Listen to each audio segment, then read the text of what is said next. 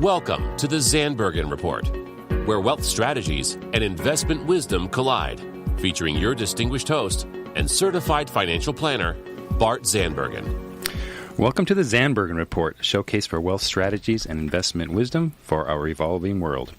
I'm your host, Bart Zandbergen. Paul, great to have you in studio again today. Yes. I'm looking to see what luxury item we're going to talk about today. Well, you would think, and that's become kind of the norm for us, I suppose. But we have today, obviously, we have Letitia in with us today. Hey, Letitia, thanks for coming in. What is that supposed to mean? I'm not the luxury item. That was a really bad lead-in. It was. But we were going to have fun. Does that mean I'm serious? I bring serious to the table? We're going to be serious today. We were having fun, but Letitia's here. So, hey! We can have serious fun. We can have both. Let's have some serious fun. Okay. With a super serious fun subject. So, Tisha and I thought that it would be great to, as our practice evolves and as we're helping our clients, we see many, many different things. And a lot of our clients are owners of businesses or practices. And something that just happens that we've come across a lot lately, and things kind of come in seasons, is business continuity planning. And when I say business continuity planning, what that really refers to is, hey, there is either an existing partnership or corporation where there's more than one person, and or there's a new entity that they're going to form a partnership or a corporation. And the thoughts are, how do we address a number of certain things? So one thing is, hey, what if one of the partners wants to quit or retire? What if one of the partners becomes disabled? What if one of the partners dies? What happens? Now, there's things that will happen if you don't plan, and there's things that will happen if you do plan. So we would like to help those plan because the results are always better. Correct. So let's start. And then if we have time, we're going to get into another aspect of continuity planning. Now, beyond that, and if we have time, we'll talk about really passing from one generation to another, which is a little more glamorous than any of these other things. So with that said, and we'll just use, how about we use kind of, without using the name, of course, we'll kind of use a case study of one of our recent clients that we were talking about. Perfect. Okay. Anything you want to add before I go on? You're awfully quiet today. We're doing great. I think she's still bothered by that introduction. Yeah, I really messed myself up, Paul. I'm going to get the death stare for the rest of the show. All right. So the common terminology for the components that I just mentioned are called buy-sell planning. Mm-hmm. And the buy-sell contract is best done when it's done by an attorney. Mm-hmm. I mean, you can go off the shelf, I suppose, but we always like to use and recommend an attorney. And then there's a checklist. Mm-hmm. And again, whether it's a corporation, we know there's different types of corporations. There's S-Corps, there's C-Corps, there's LLCs, there's partnerships. But in every case, there has to be a plan and or a contingency plan, if you will, for the different things. And so let's just start with, let's pick one. Why don't we can we just take a step back and why? Like, at what point are you setting these up? Yeah. So, with that, and I'll use this as an example. So let's just, one of my least favorite subjects, let's talk about death. All right? So we've got partners, and then one of them dies. So here's why we plan. Do you have insurance, Bart? Yes. I think she wants to get added to the policy after today here. Well, it's funny you should say that. We're kind of working on that right now. Is there something that I should know about? Are you feeling okay? So in any event, without a proper plan in place. So, Tish, let's just use you and I, for example. Okay. So you and I are partners, and let's assume for a second we don't have a plan in place. And you die. And I die because I've been talking a lot about that, and you've seen my letter opener in my desk drawer. Which is kind of scary, by the way. So I'm dead. So we all know who becomes your partner, and that's my wife. Yeah. So just by state laws, federal laws, she becomes your wife. Not your wife, but your partner. Wow, you guys are close. See, we're taking a really, really sad subject and making it pretty fun. So by law, she becomes your partner. And of course, which would be a lot of fun. You guys would have fun. I'm yeah. not sure how business would continue, but okay, so maybe. Talk to me. How would I prepare myself? Right. So in which case, then you'd have to figure out, hey, Tina's my partner. Does she want to be in the business? And maybe in some cases, the planning is, a spouse can step in and do what a person does. Most cases, 99% not.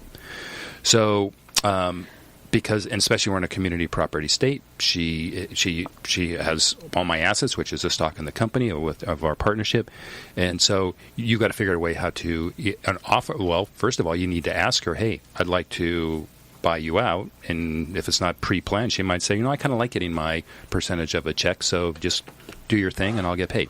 Mm-hmm. Nobody likes that, except maybe the surviving spouse that happen to be the recipient. So with the buy-sell agreement, everything is spelled out, right? So and that's the solution. That's the solution. Yeah. Okay. So like everything in life, left unplanned, failing to plan is planning to fail, and that's exactly what happens in this situation. So so in an ideal situation, like you said, it would be great for, like you said, partners of any corporation or firm to sit down ahead of time and say, okay, look, in case someone passes away or something happens, would you want to work with my spouse? Most likely, probably the answer is going to be no. Otherwise, they would be working with them already. Correct. Unless they're part of that team. And if they're not, okay, what does that look like so I can preserve our family legacy and also preserve our lifestyle? And then also, how do we be able to make sure that the other partner is able to preserve what's important to them and maintaining that company going forward? So what you're saying is your solution is a buy-sell. It's a legal contract that people can set up and they put in place to be able to make sure that all parties are protected the way that they originally may have intended in their mind, but it's just that step to be able to make sure that it does happen the way that they plan it, the partners do, or the owners do, ahead of time. Yeah, I'd say it would be comparable to a married couple doing a living trust with a will. Right. This is a will for So it's a planning step. Correct. Perfect. So within the buy-sell, so we'll address the four different things, and I'll finish up on the death, and then there's retirement, there's disability, there's termination, right? Could be retirement, it could just be, at some point, Letitia, you're going to say, Bart, you know what, you're just too old. You're not doing, just it's time for you to leave, and then we need to have an accommodation for for Bart. that. Poor me. So wait, so just so we're clear, so business owners should look at multiple aspects when they're looking at making that buy-sell. What's important to them? So you're saying, number one, it's what? Oh, death. Right. No, in case of death, what are the things that they want to make sure? So to protect in case of death, it would be... So I'm not understanding your question. So aspects, so they want to make sure that they're protecting themselves in case something happened to one of the business owners. So you're saying death is one of them. Retirement, disability, and then just straight termination. Termination. Yeah. Okay, so how do the business partners structure those four needs? Yeah.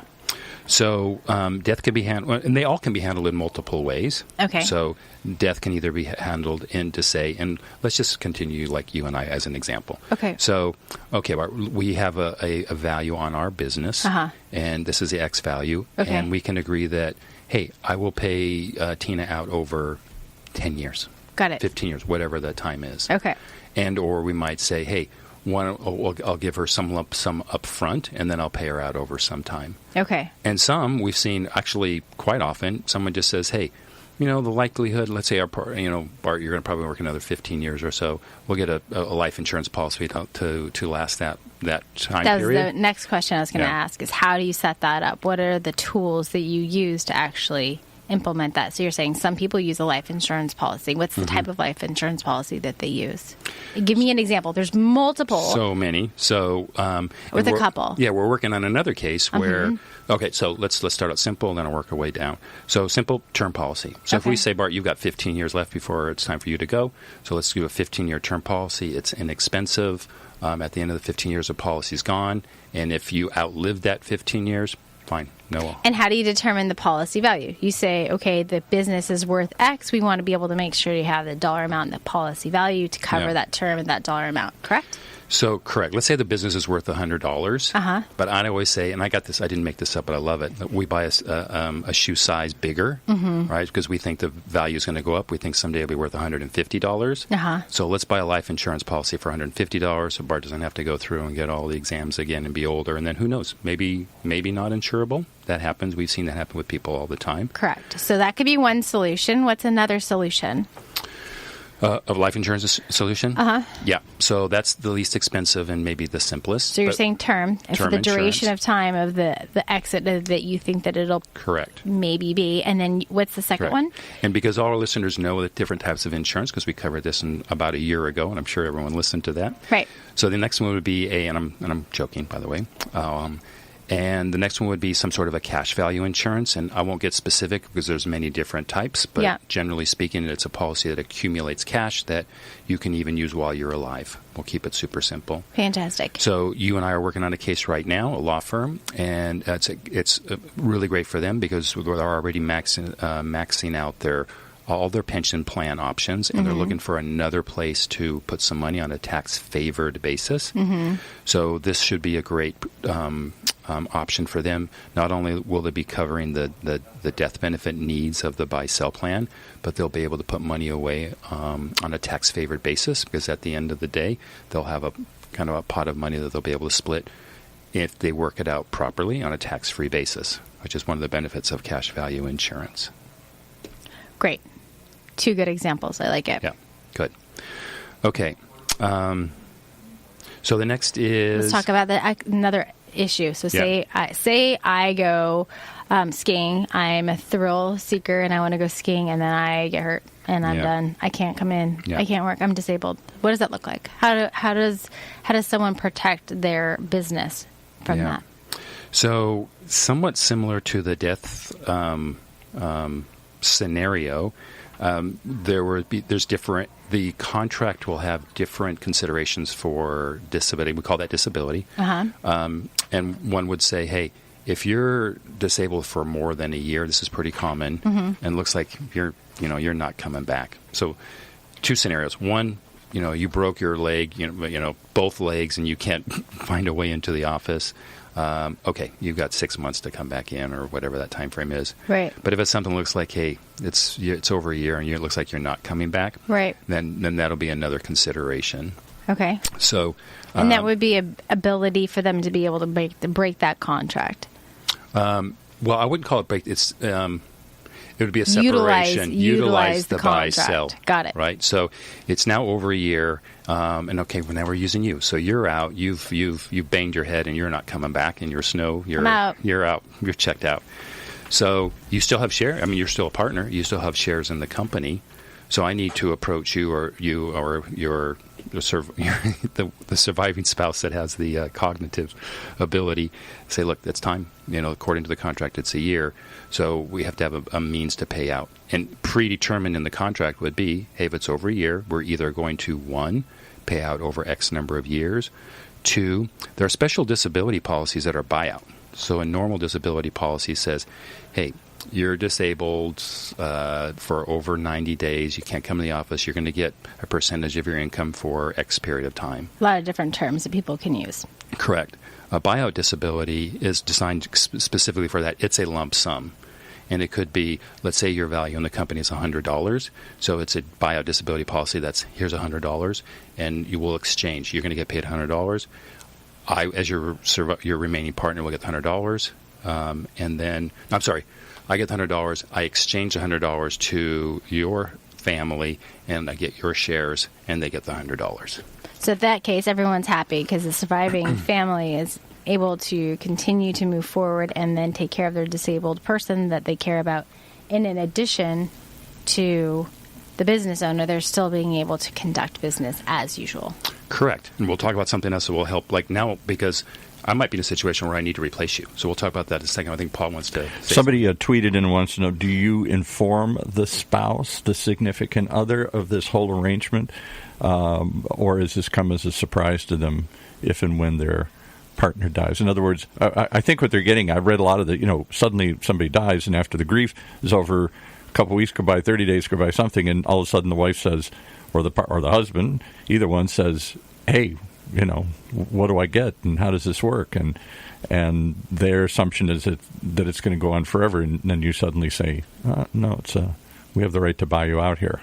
Well, and that's really important to, I was trying to get at in the very beginning with Bart, is you need to be able to plan ahead of time, and the more transparent, and we have a theme, and what we talk about here is the more transparent and the more you loop in the people that it impacts, the better it is. So, I mean... But is that the norm? Because I think this person is questioning whether that happens most of the time. If I'm reading, maybe I'm reading too much into it. Most likely not. I don't think it's it doesn't always happen. A legal requirement, but we always recommend we it, but you know, interestingly enough, probably too, 10%. we didn't actually talk about it, but like the buy-sell that we're going to be currently working on for our client, it also covers divorce. So what do we do in the event of a divorce? You know, how do we make sure that your ex is not going to come after us as partner, because it's community property state. Right. So that has to be addressed as well. You know, the thing that we need to loop back for just a second, and how if one were to use life insurance policies to fund, how are they purchased?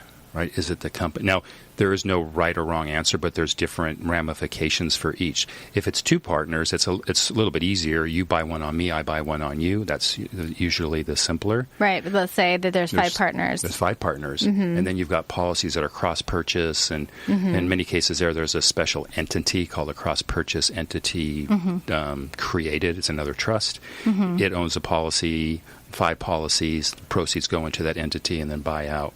So gets slightly more complicated and sophisticated with the additional partners. So just so we can just make sure we're not boring everyone, but just making sure that we're addressing the main things overall. Yeah. But the most important thing is planning ahead, getting a plan. Sometimes it might be complicated, but at least you're kind of getting steps in place, and you can always change and modify, but just making sure you're using your team. Like, we're kind of like the liaison for our clients. We kind of review everything with them, kind of help them understand, but we're not the CPA, we're not the estate attorney, we're not the business attorney, and insurance. So we work with everyone all together to be able to make sure that they're properly covered and all their bases are taken care of.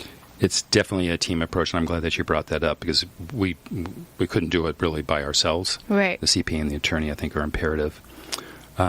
Just to make sure we cover all the other items. So retirement. So chances are I'm going to retire before you. So maybe not. Maybe not. You never know. You never know. So somewhere in the buy-sell, we have to address, like, what does that look like and how? Because I might come and say, hey, I want my $100 worth of my shares. Yeah. You're going to figure out how you're going to pay me. Yeah. Now, here's where again, sometimes using multiple tools, it might be that, hey, we've used one of those cash value type insurance policies we talked about to help cover in the event of a death. But hey, you didn't die, Bart. You're still alive. But hey, there's money in here, and I can use this money to help buy you out. Right. So, this is a great case for, and many times using a well-crafted, well-designed life insurance policy for these things. And then similar to that is termination, whether it's, there's guidelines to say, Bart stopped coming to the office, he's not doing what he's supposed to do, and hey, maybe it's time to go. You're in Tahiti every day. Yeah, that might be a little problematic.